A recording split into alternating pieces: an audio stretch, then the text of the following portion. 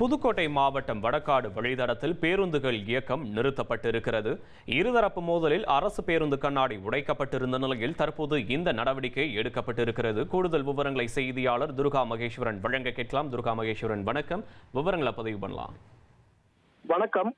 புதுக்கோட்டை மாவட்டம் ஆலங்குடி அருகே வடகாடு கிராமத்தில் நேற்று இரவு இரண்டு தரப்பினரிடையே ஏற்பட்ட மோதலில் ஒரு குடிசை எரிக்கப்பட்டு 2 இருசக்கர வாகனங்களும் எரிக்கப்பட்டு அரசு பேருந்து கண்ணாடியும் உடைக்கப்பட்டு பரபரப்பான சூழல் நிலவி வந்த நிலையில் மாவட்ட எஸ்பி அபிஷேக் குப்தா தலைமையில் போலீசார் இரவே நிலையை கட்டுக்குள் கொண்டு வந்தனர்.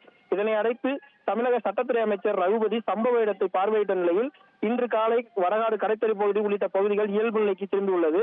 வடகாடு முத்துமாரியம்மன் கோவில் ஆர்ச் சம்பவம் நடைபெற்ற இடம் உட்பட 4 இடங்களில் போலீசார் பாதுகாப்பு பணியில் ஈடுபட்டு வருகின்றனர். இந்நிலையில் நேற்று இரவு முதல் வடகாடு வழித்தடத்தில் பேருந்துகள் இயக்கப்படாததால் பொதுமக்கள் அவதிக்குள்ளாகி வருகின்றனர். அதாவது ஒரு முனையிலிருந்து ஆலங்குடி வரை பேருந்துகளும் மற்றொரு முனையிலிருந்து கைகாட்டி வரையிலும் பேருந்துகள் இயக்கப்படும் நிலையில் மாற்றுப்பாதையில் பேருந்துகள் தற்போது இயக்கப்பட்டு வருகின்றனர்.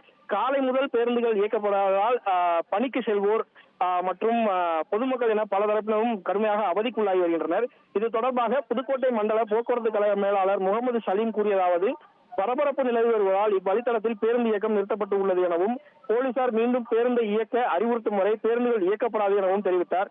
குறிப்பாக இதுவரை தனியார் பேருந்துகளும் இந்த வழித்தடத்தில் இயக்கப்படவில்லை என்பதும் குறிப்பிடத்தக்கது. செய்திகளை உடனுக்குடன் தெரிந்து கொள்ள உடனே சப்ஸ்கிரைப் பண்ணுங்க.